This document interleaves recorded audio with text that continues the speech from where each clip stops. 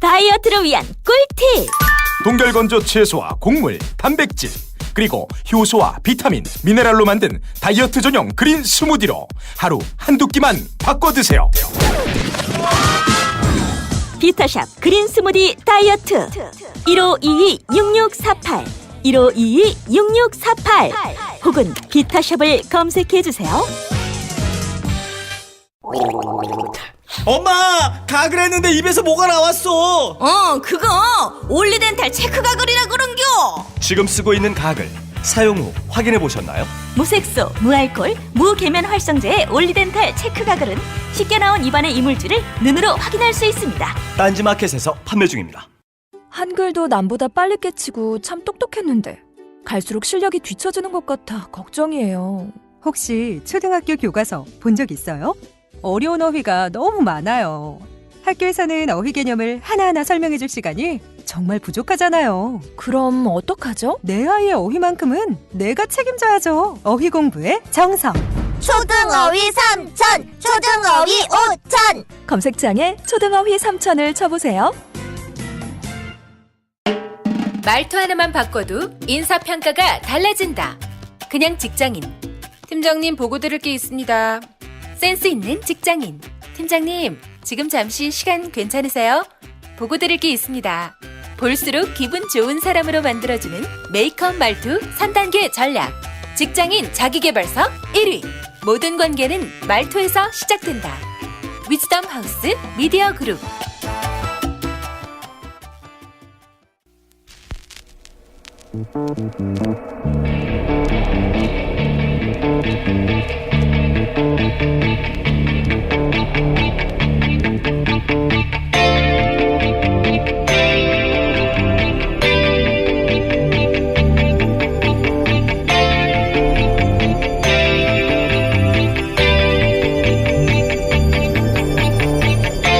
안녕하세요, 김호준입니다. 어제 국방부 업무보고 자리에서 이런 표현이 등장했습니다. 그 많은 돈으로 뭐 했나. 이 표현이 딱 맞는 예를 하나 들어보죠. 그는 작년 병영생활관 내무반이죠. 개선 작업을 마치기 위해 2조 6천억 원이 더 필요하다고 했습니다. 노무현 정부 시절 장병 한 명당 침대 하나씩 설치된 내무반으로 바꾸겠다며 시작된 이 국정과제로 그는 이미 지난 10년간 6조 8천억 원을 쓴 이후의 일입니다. 60만 명 장병에게 에이스 침대 하나씩 사줘도 6천억 원이면 됩니다. 장병 주거 면적을 6.3제곱미터로 3배 확정해 준다고 했었는데 작년 기준 공공건설 임대주택 표준 건축비가 1제곱미터당 100만 원 수준입니다. 그러니까 민간 임대 아파트 수준으로 내무반을 새로 지어도 4조 정도면 되는 겁니다. 그런데 2012년에 끝났어야 할 이 사업이 돈을 다 쓰고도 끝이 안 났고 추가로 2조 6천억이 필요하다고 한 거죠. 최순실 게이트가 한창이던 작년 11월 그는 슬그머니 사업 부실 문제를 발표합니다. 하지만 예산이 어떻게 사용되는지 그 집행 내역은 제시하지 못합니다. 상세 집행 내용이 없는데 돈이 다 어디로 갔는지 알 수가 없죠. 그 많은 돈 어디로 갔나. 문재인 정부는 이 질문 5년간 절대 멈추지 않기를 바랍니다. 김원준 생각이었습니다.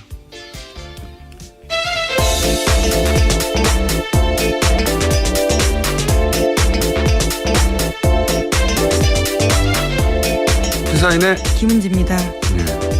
그 많은 치즈는 어디로 갔나. 여기서 나온 표현 같은데. 작년에 기재부에서 조사를 했어요. 예. 왜냐면, 얘기했잖아요. 국산 에이스 침대 60만 명에게 하나씩 줘도 6천억 밖에 안 합니다. 예. 슈퍼 싱글로. 외국산 시몬스도 가능해요. 예. 라텍스 2겹으로 깔아줘도 됩니다. 그거 다 해도 6천억 밖에 안 되는데 지금 6조 8천억을 쓰고 그래도 돈이 모자란다는 거잖아요. 안 끝났다는 거예요. 그게 아직도. 예. 그리고 아파트처럼 지어줘도 새로 4조면 되는 거예요. 그 돈이 다 들어갔나 이거죠. 예. 일반인들 입장에서야 이게 누가 해먹지 않고서 이럴 수가 있느냐. 왜냐하면 아직도 전 군사 1인 1침대가 안 됐거든요. 네, 다 같이 묻고 있죠. 그게 아니, 된 것도 있긴 있어요. 근데 아직도 안 됐는데 이게 언제 시작된 거냐면 노무현 정부 시절에 우리 그 내무반이 6.25 때 내무반이다. 그래서 침대 하나씩 그리고 한 사람 앞에 2평 정도의 공간을 주겠다. 14년 전에 시작한 거예요. 아직도 안 된 겁니다. 이게 아직도. 네. 말도 안 되는 거라고 봅니다. 자, 그런 일이 있었고 어제 첫 번째 뉴스는요. 네, 방금 들어온 속보부터 전해드리면요. 북한이 오늘 아침 중거리급 이상으로 추정되는 탄도미사일을 발사했다고 합니다. 합동참모본부 발표에 따르면요. 북한은 오늘 오전 5시 57분경에 평양시 순안 일대에서 동쪽 방향으로 불상의 탄도미사일을 발사했다라는 건데요. 합참은 세부 사항은 한미당국에서 공동 분석 중에 있다고 덧붙였습니다. 일본의 아베 정권 아주 신나겠군요. 미사일 쏴주니까. 북한이 미국과 대화를 원할 때나 뭔가 딜을 원할 때 날 보라고 하는 일인데 청와대 군은 뭐 당연히 주목해야 되는 사안인데 일반인들은 뭐 앞으로도 북미 대화가 있을 때까지 계속되는 그런 군사 퍼포먼스라고 이해하면 되겠습니다. 네. 그 정도로 하고 자 다음 뉴스는 뭡니까? 네, 박근혜 정부의 청와대 문건이 또 발견됐습니다. 이번에는 문고리 3인방 중 한 명으로 불린 안봉근 전 비서관이 이끈 제2부속실 문건인데요.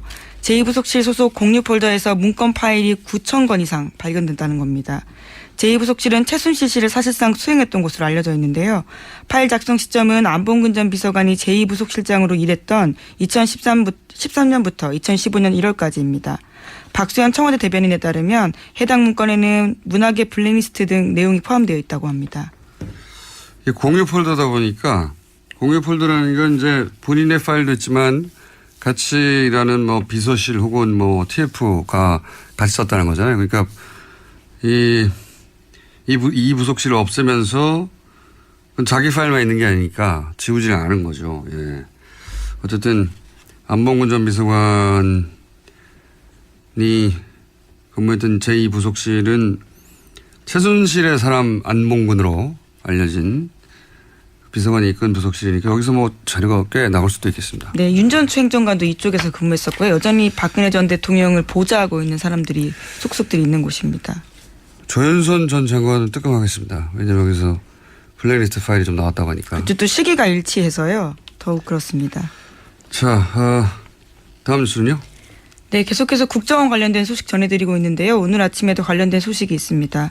이명박 정부 당시 국가정보원의 여론공작이 사법부를 대상으로도 이루어졌다고 한겨레 신문이 오늘 아침 보도했습니다.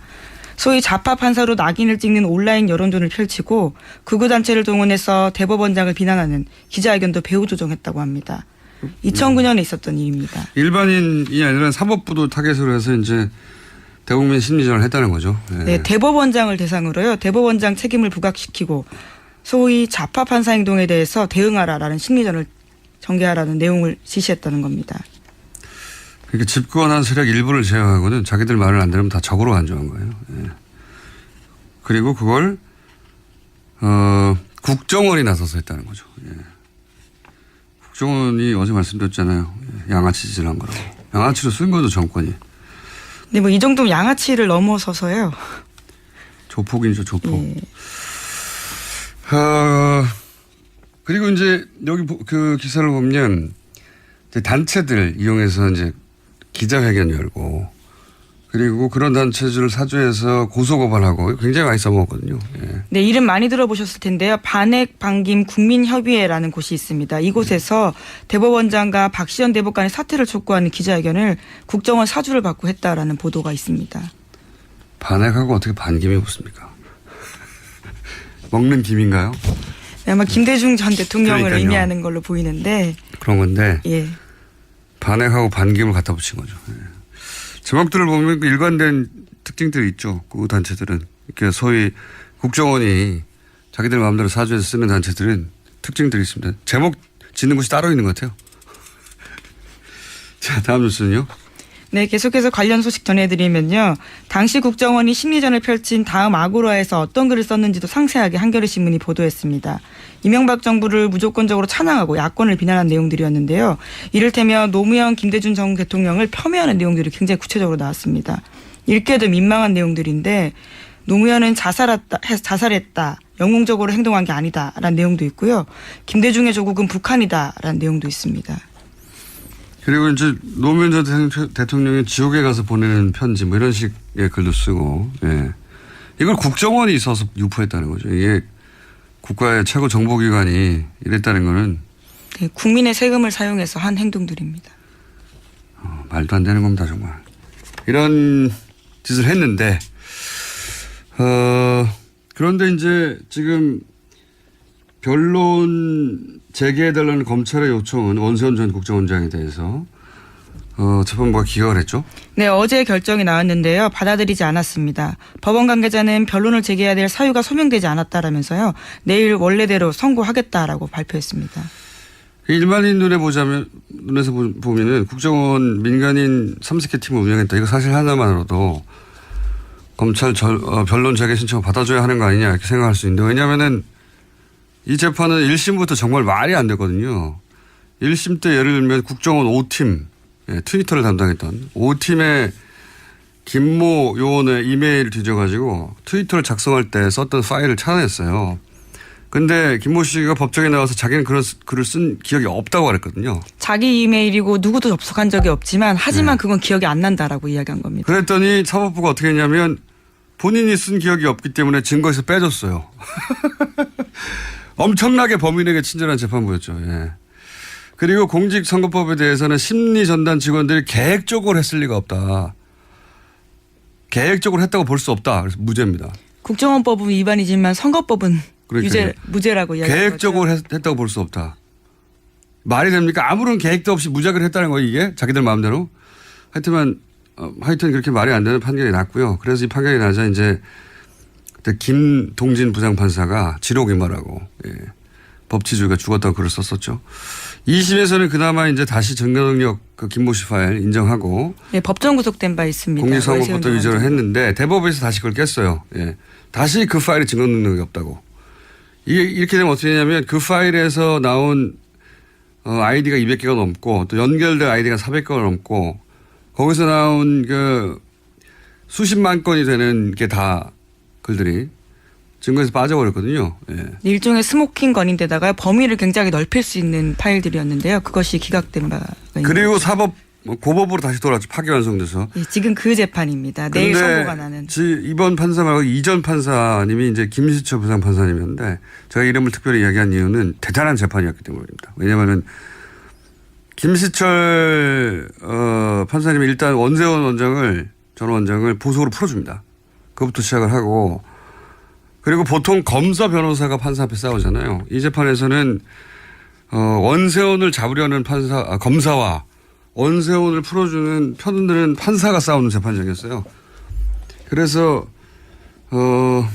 이 판사님은 국정원 댓글을 뭐라고 표현했냐면 손자병법의 용병술로 표현했습니다. 취재 기자들 사이에서 굉장히 말이 많았습니다. 네. 비판하는 목소리도 컸고요. 손자병법의 용병술, 국정원 댓글이 국정원이 정치 개입을 한 게 아니라, 예, 그런 식으로 표현을 했었기 때문에, 물론 지금 재판부는 그 재판부가 아니에요. 바뀌었어요. 그런데 어쨌든 변론 재개는 기각했고, 여기서 이제 만약에 원세훈 전 원장에 대해서 선거법 위반 혐의 같은 게 무죄로 나버리면 이제 일사부재를 위해서 다시 다룰 수가 없거든요. 끝난 거거든요. 예, 동일 범죄에 대해서는 2번 기소할 수 없기 때문에요. 결과적으로 그렇게 되는 겁니다. 걱정이 됩니다. 자. 네, 내일 결과가 나옵니다. 하나 정도 더 할게요. 예, 오늘 미니가 있기 때문에 미니 인터뷰가 잡히겠습니다. 네, 어제 이유정 헌법재판관 후보자에 대한 인사청문회가 있었는데요. 여기서 자유한국당 정가윤 의원의 발언이 논란이 되고 있습니다. 문재인 대통령을 향해서 지속적으로 헌법을 위반하고 있다면서 탄핵 사유에 해당한다라고 발언했습니다. 예.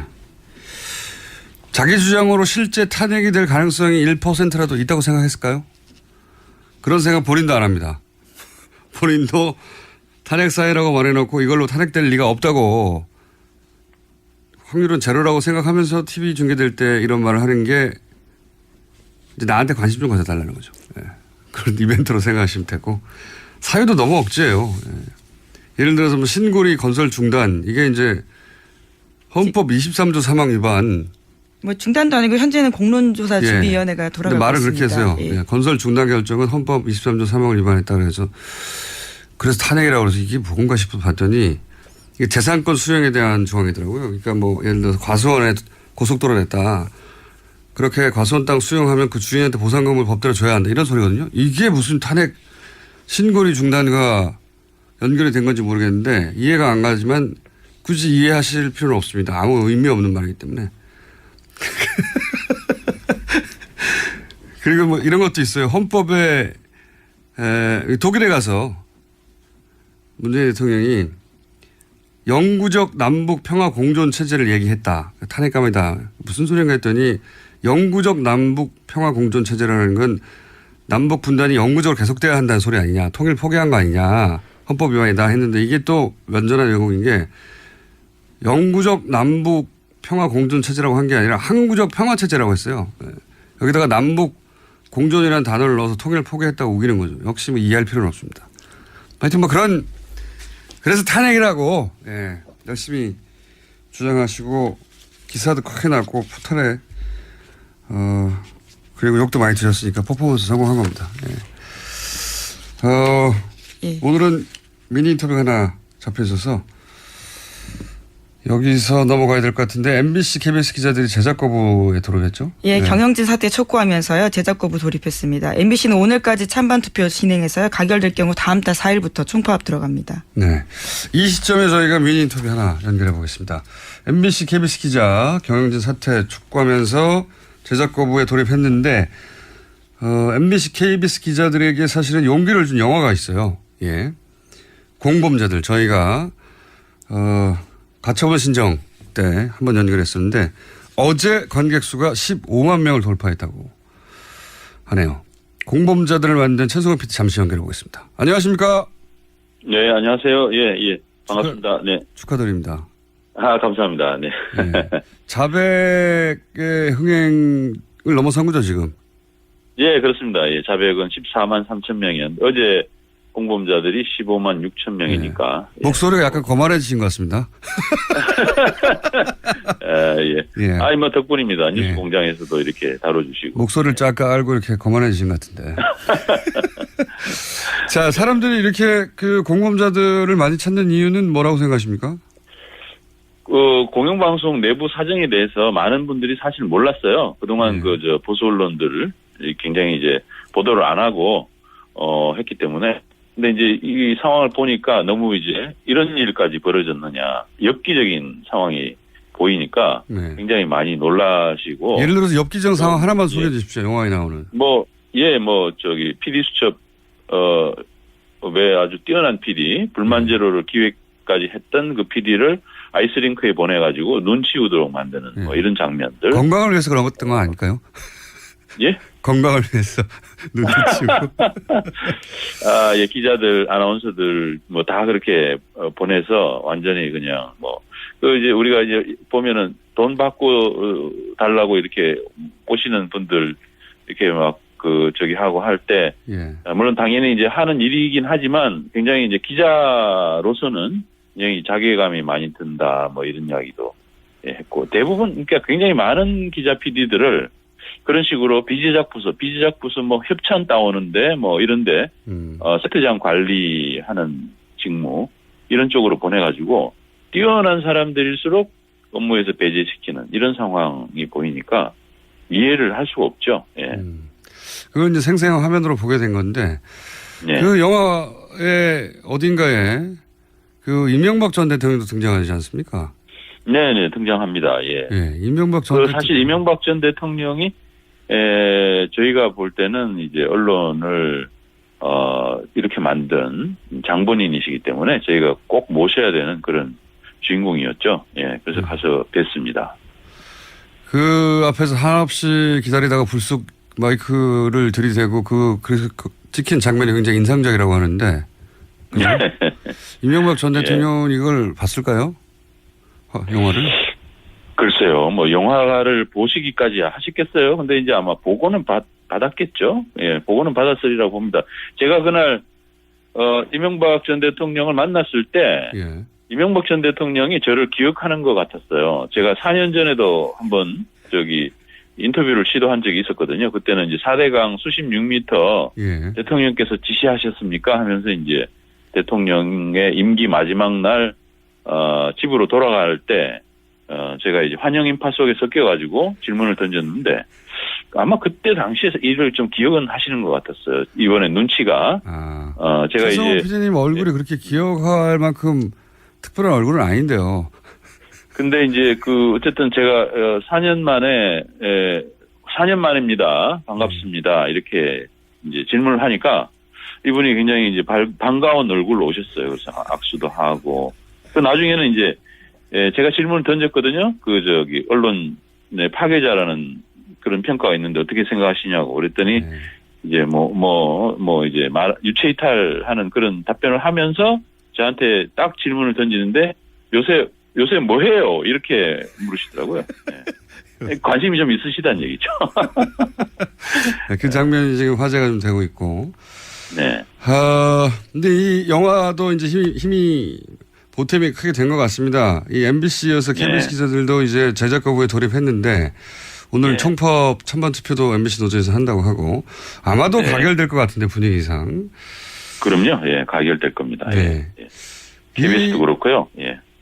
이 공영방송 정상화하는 것은 어떻게 해야 되는 겁니까? 지금 과거 정권들은 힘으로 눌러서 어떻게 잘라내버렸는데 이번에는 그렇게 할 수는 없으니까 해법을 찾기가 쉽지가 않습니다. 어떻게 보십니까? 근데 지금 사실 MBC 같은 경우 특히 굉장히 저희들은 불법적인 행태들이 굉장히 많았다고 생각합니다. 예. 내부적으로 부당노동 행위부터 시작해서 여러 가지 형태의 불법 행위들이 많았는데 그걸 저희들이 계속 이제 검찰이나 노동부에도 박근혜 정부 시절 고발도 하고 방통위원회에도 이 문제 이렇게 관리 감독 제대로 하지 못하는 방문진을 해결해달라 이렇게 요구를 했었는데 지금까지 외면해 왔어요. 그런데 이제 새 정부에서는 그 문제를 원칙적으로 법과 원칙에 따라 가지고 검토를 하고 있는 중입니다. 노동부 같은 경우는 이제 특별 근로 감독을 해서 지금 이제 기소 의견으로 검찰에 송치한다는 얘기가 있고요. 검찰도 지금 수사를 하고 있는 부분들이 있는데 그런 것들이 원칙적으로만 처리되면 저는 이 문제는 해결되리라고 봅니다. 이런 식으로까지 공영방송을 완전히 망쳐도 법에 의해서 보호받는다. 공영방송의 경영진이 이런 정말 완전히 공영방송 망치는데 법에 의해서 보호받는다라는 것은 정말 말도 안 되는 얘기죠. 그럼 공영방송의 걸 견제하고 우리 사회의 진정한 언론으로서 유지할 수 있는 기본적인 제도적인 장치도 없다는 얘기가 되는데 저는 그거는 말도 안 되는 얘기고요. 충분히 깊은 조사가 이루어지면 조치할 근거들이 많을 거라고 봅니다. 알겠습니다. 법대로만 하면 해결될 거다 이런 말씀이신 것 같고요. 네네. 자, 15만 돌파해서 저희가 한번 짧게 연결했는데 앞으로 25만 돌파하면 그때는 제가 모른 척하겠습니다. 그때 되면 저희가 좀 다뤄주십시오. 예. 그때 되면 스튜디오 한번 다시 모시겠습니다. 감사합니다. 네, 감사합니다. 네. 지금까지 공범자들의 감독 최승호 PD였습니다. 자, 민유 여기서 마치고 국제뉴스로 이런 거 있었어요. 휴스턴. 네, 지금 한창 태풍이어서요. 예. 제가 이 이야기를 하고 넘어가는 이유는 뭐냐면 이렇게 되면 아마 기후변화협약 탈퇴한 것에 대해서 이 사태 끝나고 나서 트럼프 대통령이 또 욕을 먹지 않을까 크게. 예. 여기까지 하겠습니다. 시사인의 김은지였습니다. 감사합니다. 아무도 묻지도 따지지도 않고 가입하셨다고요? 보험은 너무 어려워요. 걱정 마십시오. 마이보험 체크가 도와드립니다. 1800-7917 마이보험 체크로 지금 전화 주세요. 1800-7917 이미 가입한 보험이나 신규 보험도 가장 좋은 조건을 체크해서 찾아드립니다. 인터넷 한글 주소 마이보험.com 또는 카카오톡에서 아이디 검색 마이보험을 친구 추가하여 상담하실 수 있습니다. 모닝똥? 제겐 사치였죠.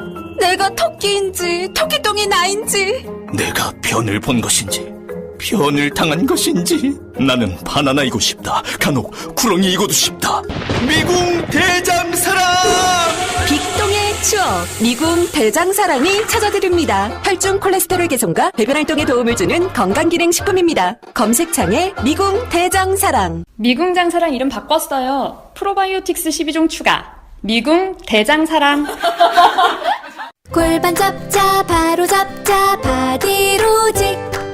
허리 통증 바로 잡자 바디로직. 2017년 쿨 썸머 바디로직 라이트 출시. 통기성이 좋아 땀 걱정 없이 한여름에도 쾌적하게. 입은 듯 안 입은 듯 가벼움의 신축성은 그대로. 자세가 좋아지는 골반 교정 타이즈 바디로직. 검색창에 골반 교정 바디로직 라이트.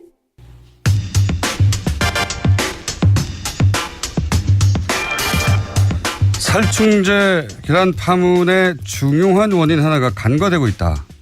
이 문제는 유통구조의 문제다라고 주장하는 전문가가 있습니다. 대한민국 치킨전의 저자 정은정 박사 전화 연결되어 있습니다. 안녕하세요. 네, 안녕하세요. 네. 이 살충제 달걀 파문의 원인 중 하나가 유통구조의 문제라는 이야기는 사실, 언론을 통해서 이렇게 보도된 적이 없는데. 네. 자, 언론에서 보도되지 않은 대목 질문부터 먼저 드리겠습니다. 이번 살충제 달걀 파문은 농가 입장에서 상당히 억울한 게 있다. 생산자 조직에서 계속 사전검사 제도를 정부에 요청해 왔는데 정부가 묵살한 것이다. 이렇게 말씀하셨어요? 이거 좀 설명 좀 해 주십시오. 2011년, 그러니까 사실은 계속 조류독감이다 해서 이 축산물 안전에 대해서 소비자들 불안이 높았기 때문에 양계협회 차원에서도 좀 대응을 하자 이런 이야기들이 많았고요. 그래서 네. 2011년쯤에 입법을 요구한 적이 있거든요. 농가에서 먼저. 네, 그러니까 그 산란계 농장들의 협회인 거죠. 모임이라고 할 수 있죠. 그러니까 그 단체에서 계란의 경우에 이렇게 출하를 할 때마다 샘플링을 해서 검역을 좀 의무화해달라 오히려. 왜냐하면은 좀 불안하잖아요. 언제 걸릴지도 모르고. 그러니까 아예 제도에 위반을 해주고 그렇게 되면 이제 검역을 하거나 이럴 때는 예산이 발생을 하니까 그 부분은 사실 이제 국가에 요청을 한 거죠. 근데 이제 그런 요청들이 묵살이 됐고 거기서부터 이제 발생한 문제라고도 볼 수 있죠. 그러니까 양계 농가에서 먼저 정부에 너무 불안하니까 검역을 의무화하고 법제화 달라고 요청을 했는데 정부에서 묵살했다는 거죠?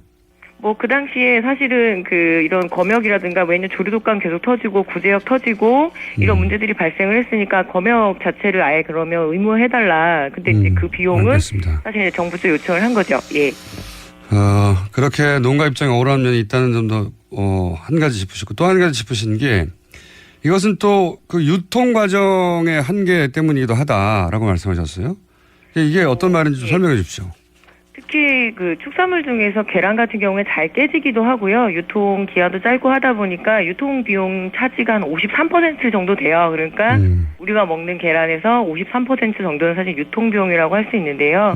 유통은 원래 그냥 굉장히 중요한 영역이기는 한데 이게 문제는 뭐냐면 계란이 한 개당 한 생산 비용이 120원에서 130원이 나오거든요. 계란 하나당. 예, 근데 실제로 이 생산자들이 출하를 했을 때 개당 90원에서 100원 정도밖에 받지를 못해요. 그러니까 하나씩 팔 때마다 한 30원에서 40원 정도씩 이 손해가 나니까 그것을 보전하는 방법이 사실은 굉장히 대량으로 생산을 한다던가 아니면 파란, 그러니까 깨진 계란이라든가 오란이라거든요. 오염 물질이 묻은 계란. 그러니까 실제로 폐기를 해야 되는 것들인데 그것마저도 사실 알뜰하게 출하를 해서 손실을 보존을 해야 되는 근본적인 문제가 있었던 거죠. 그렇군요. 유통비가 절반 이상 차지하기 때문에 그리고 이 도매상들이 사갈 때 계란을 원가 이하로 사가기 때문에 거길 맞추려면은 점점점 대형화될 수밖에 없었다. 대량으로 생산하고. 그리고 아무래도 가격 결정권 자체가 이 매집상들, 그러니까 큰 손이라고 이제 시장에 큰 손들이 있기 때문에 생산자들이 전혀 개입할 수가 없거든요. 그래서 그 부분도 봐주지 않으면 이런 사태는 계속 반복이 되지 않을까. 저는 이제 그렇게 생각합니다. 그렇군요. 이제 농가 입장에서는 원가가 안 나오니까 점점점 한 것을 말에 몰아 넣어서 키울 수밖에 없고 그런데 이게 상당 부분이 유통사한테 가버리기 때문에 이 유통 구조를 개선하는 방안이 굉장히 시급하다 이렇게 생각할 수 있네요. 그렇죠. 사실 이 문제도 함께 보지 않으면 뭐 사실 근본적으로 대책을 세울 수는 없는 거죠. 방역을 아무리 잘한다 한들 지금 전체적으로 농산물의 어떤 최저 가격이 보장되지 않는 구조에서는 이번에는 계란이지만 그럼 그 다음에는 어디서 터질지 사실 알 수 없죠. 예. 그러니까 농민들이 부도덕해서 그렇다라고 하는 프레임이 있는데 네네. 그게 아니다. 예. 뭐 일부 그 책임 있는 농가들은 사실은 반성은 해야 되지만 네. 그쪽으로 이렇게 범죄화시켜서 몰아간다고 해갖고 절대 뭐 이렇게 소비자들도 이득이 될 수는 없거든요. 지금 상태에서는. 그러니까 농가들을 부도덕하다고 그 지적하는 것으로 해결될 문제가 전혀 아니라는 말씀이네요. 말하자면. 뭐 그렇죠. 예. 오히려 농가들은 이렇게 해가지고 너무 불안하니까 안전히 입법을 요구한 적도 있고 정부가 오히려 거부했었고. 자, 이런 이야기 나옵니다. 저도 이제 그런 생각을 잘 모르면서 하긴 했는데 동물 복지를 생각하는 동물 복지에 관심을 가지고 동물 복지로 전환해서 한국 축산을 그렇게 구조 개선에 가야 된다 이런 주장이 이제 조금씩 나오고 있긴 합니다. 근데 이제 현장을 잘 아신 전문가로서 이 동물 복지를 전환하자고 하는 주장이 가진 뭐랄까요 현실을 잘 모르는 측면 이걸 좀 설명해 주십시오.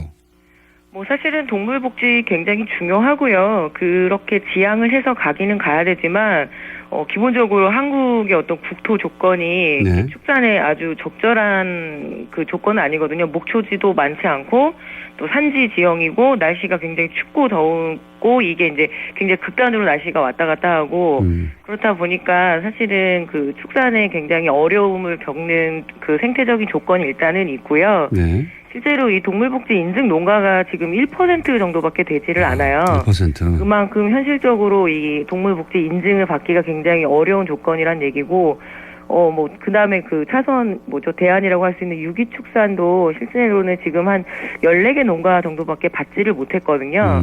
그리고 아예 이쪽은 아예 그 한우 분야는 아예 없어요. 그만큼 어려운 조건인데. 유기축산은 뭡니까? 지금 무항생제 단계가 있고요. 예. 그리고 그 다음 단계가 유기축산이고 사실은 가장 높은 단계가 동물복지 인증 단계인데요. 예. 유기축산의 경우에는 그 유기사료, 그러니까 그 동물들이 먹는 사료에 대한 사양 자체가 유기사료여야 되고 그리고 좀 몇 가지 조건들이 조금 더 있어요. 그런데 그러니까 항생제를 쓰지 않는 단계, 그 다음에 사료를 친환경적으로 만든 단계, 그 다음에 동물복지 이렇게 되는 겁니까? 예, 그런데 인증 자체가 상당히 받기도 어렵고 그건 현실적인 조건이 발현이 안 된다라는 얘기거든요.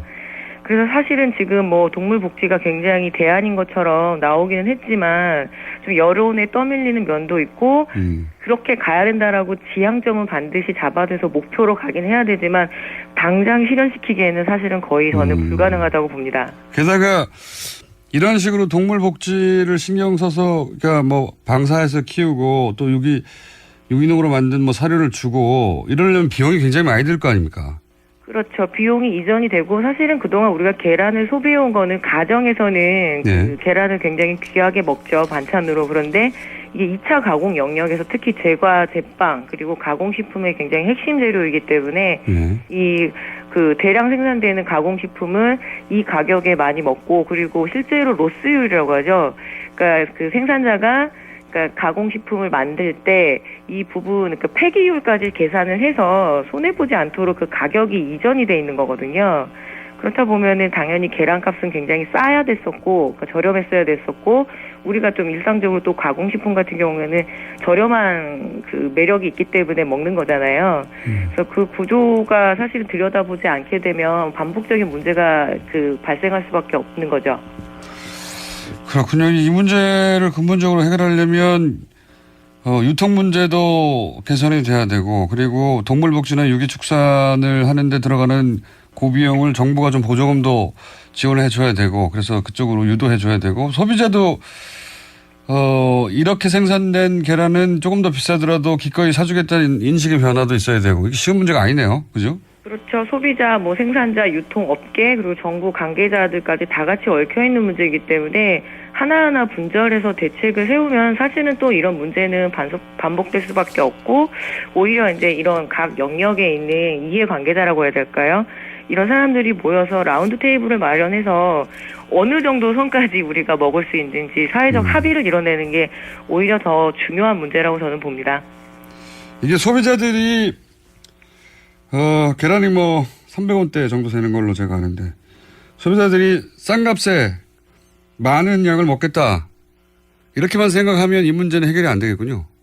그렇죠. 사실은 계란값이 300원 된 지도 얼마 되지는 않았거든요. 그동안 거의 200원대에 머물렀었는데 이게 조류독감이 터지고 그리고 이제 계란 생산량이 떨어지면서 300원 된 지도 얼마 되지 않았어요. 그러니까 굉장히 오랫동안 그 저가로 우리가 이제 쉽게 접근해서 먹고 왔던 대표적인 식재료라고 할 수 있죠. 알겠습니다. 그 기본적인 문제점은 알게 됐고요. 한 가지만 더 여쭤볼게요. 그래서 오히려 대기업 제품을 먹어야 되는 거 아니냐. 이렇게 소비자들이 다시 대기업 제품을 선호하는 쪽으로 돌아서고 있는데 이거는 또 문제가 없습니까? 뭐 아무래도 그 대기업들이 훨씬 더 관리를 잘하지 않나. 특히 그렇죠. 계란 사업에 굉장히 대기업들이 진출을 하고 싶어 했고요. 어느 정도 이제 진출을 해 있는데 사실은 그렇다고 해서 지금 뭐 대형 그 식품 대기업들도 이런 식품 사고가 안 나는 건 아니거든요. 근데 그 여태까지 그래도 농민들이 생산을 해왔던 농업의 영역이 다시 이렇게 기업 단계로 넘어가는 거는 사실 소비자들한테도 그렇게 바람직한 일은 저는 아니라고 보고요. 좀 대책을 천천히 세우는 것이 좋지 급박하게 그냥 이렇게 일이 터졌으니까 이거 좀 더 관리 잘해볼 수 있는 대로 넘길까 이렇게 되면 또 농민들 같은 경우에는 대기업에 좀 소속돼 버리는 상황이 벌어지기 때문에 그 부분은 제가 굉장히 많이 우려를 합니다. 그렇군요. 골목에 대기업들 진출한 것처럼 뭐 그렇게 이 계란 농가도 그렇게 변해버릴 수가 있겠군요. 네. 자, 이 문제의 기본적인 틀은 알았고요. 정부가 이제 관련해서 식약처에서 대책을 내놓겠죠. 그러면 다시 한번 연결해서 제대로 된 대책인지 한번 여쭤보도록 하겠습니다. 오늘 말씀 감사합니다. 네, 고맙습니다. 네. 지금까지 농촌농업사회학자 정은정 박사였습니다.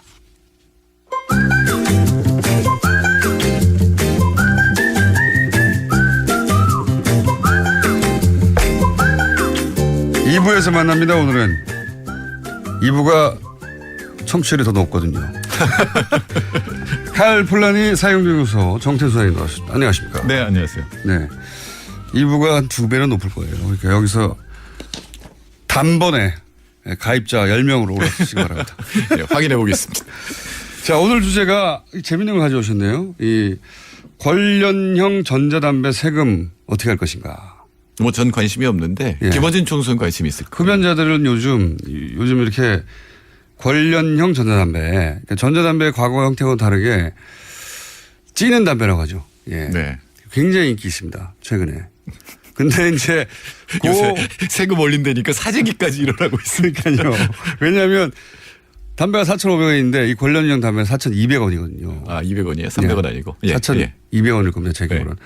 그러다 보니까 여기서 세금을 담배처럼 매겨버리면 5,000원 넘어가니까. 지금 한 1,700원 덜 세금이 붙었어요. 그러니까 보통 지금 우리나라 담배가 한 75%가 세금이거든요. 네. 그러니까 한 3,300원 정도가 세금인데 지금 관련형 담배는 1,750원 정도 붙었으니까 반 정도 지금 붙어 있는 거죠. 그러니까 만약에 1,700원을 그대로 올린다면 다 올리고 세금을 다 올리고 다 올린다 그러면 6,000원이 넘어가죠. 6,000원. 그럼 아무도 안 필 가능성이 높아지는 그렇죠. 거죠. 그러니까 이제 필립 모리스로서는 비상이 걸린 거죠. KTNG는 좋아하겠네요. 그럼요. 예. 근데 지금 문제는 기재부예요. 제가 이렇게 기사를 이제 쭉 봤더니 이 김광림 의원이 제기를 해요. 네. 자유한국당이잖아요. 근데 이 기재부 차관 출신이잖아요. 네. 그리고 이 기재부에서 김동연 부총리가 이 부분을 갖다가 조세공백 이런 얘기를 하잖아요. 근데 이게 왜 그러냐면은 담배세에 6개의 세금이 붙어 있는데 합치면 12조 원 정도 1년에. 그리고 작년에 담배값 2,000원 올려서 5조 5천억이 더 거쳤거든요. 5조 4천억이 더 거쳤거든요. 담배 피지 말라고 하면서 정부가 만들어내죠. 예, 그래서 이제 8%가 줄면 뭐 3조 5천억 원 정도 증세될 거라고 예상했는데 무려 5조 4천억 원. 그러니까 안 줄었다는 얘기거든요. 4,300원이랍니다. 예, 근데 만일에 이 관련형 담배가 막 늘어나면 그렇게 되면 세수가 줄어들고 세수가 왕창 줄어들고 최대로 줄어들면 5조 원이 줄어들거든요. 세수도 줄어들지만 불공정한 경쟁이라고 생각하는 거죠. 200원, 300원도 사실은 뭐랄까요 판매 촉진 요인이 되니까. 그렇죠. 예, 기존 담배 뭐 KTNG 입장에서는 아니 이게 똑같은 담배인데 이게 이제 꽂아서 찌는 거라고 해서 뭐 이렇게 주장하고 이 전자 관련 관련형 전자담배 업계에서는 이게 더 좋다 몸에 그러니까 이제 그런 나쁜 요인을 제거했고 거기 들어간 비용도 있고 그리고 건강에 그만큼 좋은 거니까 더 싸게 팔을 수 있어야 되는 거 아니냐 이런 주장을 내세웁니다. 네, 그러니까 처음에 세금을 어떻게 매겼느냐라고 하는 게 굉장히 이제 우린 궁금하잖아요. 근데 그걸 잘 모르겠어요. 뭐 파이프형으로 분류됐기 때문에 싸게 지금 세금이 매겼다라든가 뭐 이런 전자담배로 분류하다 보니까 처음에 네, 액상 담배는 많이 붙는데 이제 이건 또 고체형이기 때문에 분류를 왜 없던 종류가 생겼기 때문에 이거 도대체 어떻게 분류해야 하지 하다가 어쨌든 전자적인 장치를 활용하니까 전자담배로 분류를 해놨던 거예요. 네. 그런데 이제 실제 출시되고 보니까 사람들의 반응도 보고 그리고 실제 이제 사용된 형태를 보니까 그 일반 담배가 거의 똑같거든요. 그렇죠. 예, 그러다 보니 이제 뭐 냄새는 덜 난다면서요. 제품에 대한 광고를 제가 하진 않겠습니다만은 이게 굉장히 많이 늘어나면 기재부 입장에서는 최악으로는 5조 정도가 줄어들거든요. 그러니까 세금이. 세금 문제죠, 세금 문제. 예, 근데 정부 입장에서 지금 그러니까 복지 예산의 증세를 5.5조 한다 그랬거든요. 15조 원 늘려야 되는데, 근데 그게 열심히 5.5조 증세인데 그게 담배 하나로 다 날아갈 수도 있거든요. 또 거꾸로 생각하면 이런 것도 있습니다. 그러니까 뭐 세수가 줄어드는 거는 정부 사정인데 세수가 줄어드는 이유가 따져보면 이게 이제 그 필립 모리스라고 하는 외국 업체가 만든 이 관련형 전자담배 때문인데 그러면은 담배 세금이 그렇게 많이 붙어서 그렇게 비싼 거지 사실 원가로 따지면 얼마 안 되잖아요. 그러니까 25%밖에. 막대한 이익이 정부의 세금으로 가는 게 아니라 외국 기업으로 나가는 거죠. 그렇죠. 예. 그렇게 따지니까 정부 입장에서도 아니 이거 우리 기업한테 가는 것도 아니고 이렇게 빠져나. 우리 기획재정부가 그렇게 민족적이지 않은데 어쨌든 모듈로요. 6,300원을 올리면 누가 사겠어요 그거를. 그렇죠. 이제 또 아직도 정확하게 안 나온 게 과연 이 관련형 담배가 정말 건강에 더 좋으냐. 네, 그것도 아직 확실하지가 않거든요. 그렇죠. 정부 차원에서의 조사가 끝나지도 않았고. 근데 그런 이유가 있다 손 치더라도 제가 이제 관심이 있어서 외국의 가격은 얼마나 할까. 왜냐하면은 나라마다 담배 붙는 세금의 액이 틀리고 이 관련형 담배 붙이는 세금도 다 틀리더라고요. 그러니까 우리보다 훨씬 세금이 높은 것도 관련형 전자담배는 세금이 없는 것도 다 그 나라의 담배 가격보다 조금 더 싸요. 네. 비슷하거나. 그러니까 사실은 원가하고 상관없이 그러니까 이 관련형 전자담배 업계가 무슨 논리를 내세우든지 간에 그냥 그 나라의 담배값 비슷하거나 조금 싸게 하는 거죠. 더 팔리라고. 1%에서 0.5% 더 싸게 해서 파는 거죠. 그러니까 다른 논리하고 상관없어요. 잘 팔리라고 그런 거예요. 그쪽도. 그렇죠. 예, 그런 거고 지금 물론 이제 필립 모리스나 이런 데서 돈을 많이 버는데 그럼 세금을 1,700원 더 붙이면 지금 가격에서 1,700원을 올리냐 그럼 6,000원이 되는데 아닙니다. 예, 못하죠. 못하죠 거기도. 예, 거기도 못하면 자기 이윤이 줄어드는 거죠 그냥. 예, 이윤이 줄어들고 그러면 이제 모든 문제가 해결될 것 같은데 문제는 이걸 빨리 우리 정부가 빨리 이 건강이 얼마나 좋은지와 근거를 확실히 제시를 하고 세금을 올리지 않으면 이거 투자자 국가 제소에 걸릴 가능성이 굉장히 높습니다. 그게 문제라고 하더라고요. 필립 모리스가 제소할 수 있죠. 필립 모리스가 오스트레일리아에 제소를 한 내용이 뭐였냐면은 우리 지금도 우리 담배 나오잖아요. 우리 담배 이렇게 좀 흉측한 이 그림들이 나오잖아요. 건강에 좋은 그림들. 근데 그거를 좀 크게 했다고 해서 투자자 국가 제소에 걸었었거든요. 사이즈를 좀 키웠다고? 예. 그러니까 그런 것도 제소 대상이 되기 때문에 이 부분은 우리 정부가 빨리 과학적 근거를 마련하고 그다음에 세금을 이렇게 올리는 것이 옳다라는 거를 만들고 빨리 하지 않으면 지금 사재기 일어나잖아요. 그럼 이미 현실에서 점유율이 막 늘어날 거 아니에요? 그렇게 되면 이거는 필립 모리스가 제소를 할 수 있는 근거가 될 수가 있기 때문에 정부가 빨리 이거는 과학적 근거를 만들고 국민을 설득해서. 설사 정부가 세금을 올리더라도 이 가격을 그러면 5,000원, 6,000원대 못 올립니다. 못 올리죠. 안 팔리니까. 네. 그렇게 되면. 그래서 그렇게는 못 하는데 그러니까 이걸 정부의 세금을 내느냐 아니면 필립 모리스의 이익으로 주느냐 이 차이라고 생각하시면 될 것 같긴 한데 근데 왜 못 올렸어요? 올릴 것 같더니 어제? 아니 반대하는 의원들이 있으니까 자유한국당 같으면 재밌잖아요. 자기들이 올려놓고 그다음에 이제 줄여야 된다고 이 서민들을 위해서 줄여야 된다고 얘기했는데 자유한국당의 김광희 의원이 올려야 된다고 얘기를 지금 제기를 한 거거든요.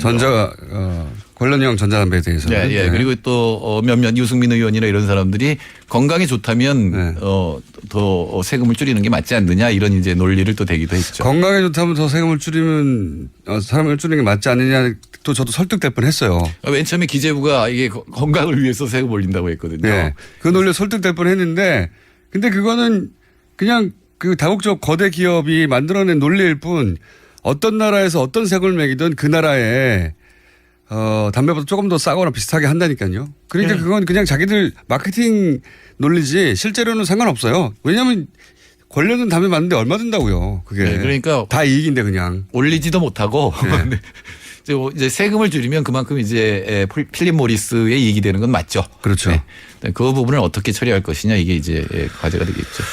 아, 이거 재밌는 사안입니다. 재밌는 사안인데 실제 다른 나라에서는 어떻게 결론 나가는지 모르겠는데 또 하나 약간 재밌는 포인트는 KTNG가 이게 일본에서는 점유율이 굉장히 높아지고 있다고 해요. 일본에서 먼저 유행했는데 우리도 지금 꽤 유행인 걸로 아는데 이렇게 높아지면 KTNG는 어떡합니까? 뭐 KTNG도 뭔가를 또 개발을 하겠죠. 다만 저는 흡연자로서 부탁드리고 싶은 거는 세금이 많이 들어오면 저 흡연자의 권리를 좀. 제 말이 그 말입니다. 세금을 많이 걷어놨으면 예를 들어서 서울역 예를 들어보죠. 서울역 앞에 흡연 공간이 있어요. 거기 들어가고 싶지 않아요. 그렇죠. 그 돈 다 어디서 썼습니까? 그 사실 흡연자들을 위한 공간에서 흡연자들이 낸 세금이니까. 네, 그 세금이 12조 원이면 너무 더러워요. 12조 원이면 어마어마한 세금이에요. 우리나라 1년에 드는 1년 전체로 걷는 상속증여세가 5조 원밖에 안 돼요.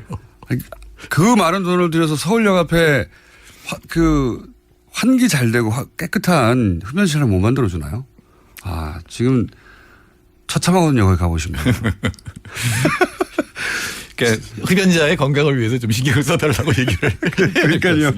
자, 세금 그렇게 많이 걷었으면은 좀 신경 좀 써주십시오. 화납니다. 그때마다 담배 피우는 사람으로서. 여하간 관련용 전자담배에 관해서 관심이 굉장히 높은데 세금 가지고 지금 논쟁이 붙었습니다. 네, 제가 말씀드리고 싶은 거는 과학적 근거를 빨리 마련해야 된다. 그리고 인상하는 쪽이 올바른 것 같은데 과학적 근거를 빨리 만들어서 국민들 합의를 얻어서 세금을 인상하는 것이 맞다. 소장님 생각은 인상하긴 해야 된다. 그렇죠. 네. 여기까지 하겠습니다. 칼플라닛 사회경제연구소 정태현 소장님이었습니다. 감사합니다. 네, 감사합니다.